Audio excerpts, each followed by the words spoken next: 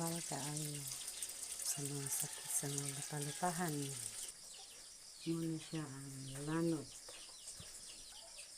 Lanot sabaw sa nilungag. Muna siya lanot.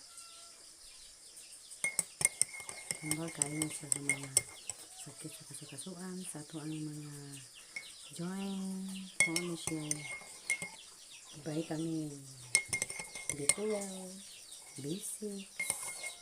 Ano siya? Buhatan ni tambal ko sa pasmo.